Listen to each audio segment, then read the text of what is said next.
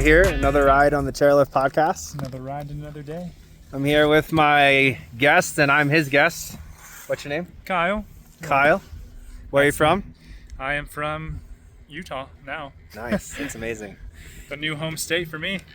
So we're full disclosure. We're out here doing some camera work with Kyle. He has a pretty successful business and career in that. How'd you get into that?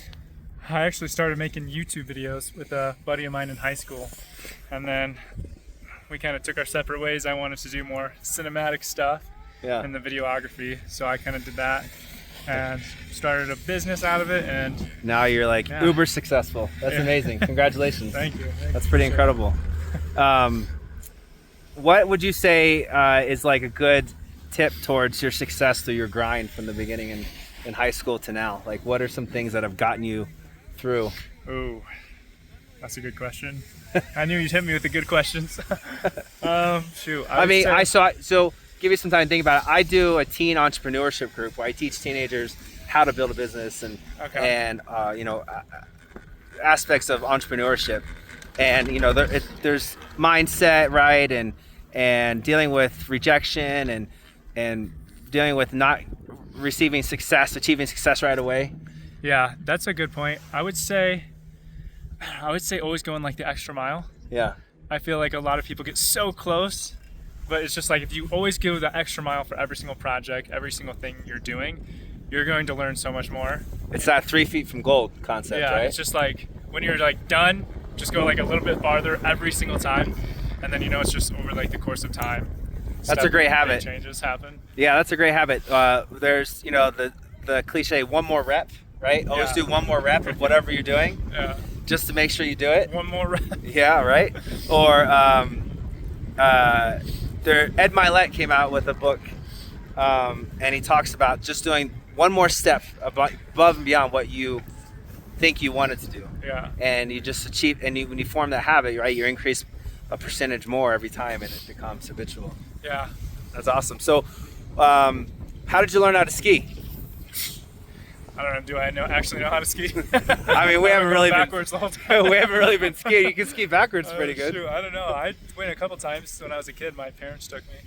So I would say I used to ski a lot when I was like in high school. And my buddies would always go in Illinois. In Illinois? Yeah, but full 500 feet vertical. Yeah, right. Just a straight ice cliff. Yeah. But we actually had some decent places like in Wisconsin that we'd go to. I mean, it's nothing compared to this, but yeah, it's all right. And skiing out west, how have you liked that? Oh, it's incredible. Yeah, I mean, it's the views. Views are incredible, right? Yeah, it's almost like as much because we can just come out here and look at the views. Yeah. She loved this resort for the views itself. Yeah, first time here. This is awesome. Yeah. So one of the things I always ask everybody if you use gloves or mittens.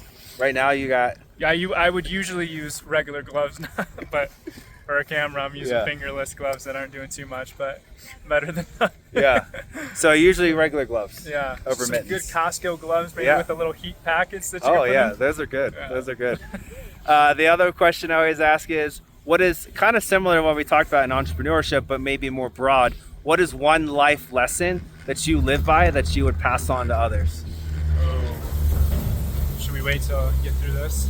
Sure. A little noisy. Give me a second to think. I got it. You got it? For it to get not noisy. Okay. Alright. This one might sound a little cliche, so don't laugh, but I think it's so true. It's just life is good. I like it. I feel like, well, if you like really think about it, it's just, I feel like there's so many things that most people get so upset by, or just 100%. like little things, you spill your coffee, just do little things. Someone annoys you, someone cuts you off in traffic, and that people just let their whole lives get dictated by that. But there's there's just so many like little things, and it's just like if you really have just perspective about life, big of picture. Like, if I lost a family or a friend today, like none of this small stuff would matter at all. Like I wouldn't even care, So I try to live by that perspective of just like I'm alive. That's so funny. I actually had that conversation driving up here today. Really? On the phone, talking about, well, how a lot of it determines too, like perspective. Like I lived in Haiti for a long time doing missionary work.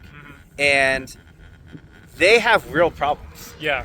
But here in America, when on Facebook, the community page, people are complaining about kids driving golf carts on the road, those are first world problems. And life is good. And just appreciating those things and recognizing real problems and first world problems is important. So this is actually kind of a funny story. I'll just see if I can get it done within time. But super quick version. I was actually like the opposite of that. I was pretty not a life's good kind of guy. Well, I was always happy, but not always sulking a little bit more than I should. And when I was 18, my dad went into anaphylactic shock. Oh my gosh. And like I literally thought he died in my arms. Yeah. And from that point forward, that was like just the mindset shift where like every single day I'm just like, it's a good day. Dude, that's amazing. It's good till it's not, you know? Yeah. Hey, that's a great way to end. Thank you so much. Of course.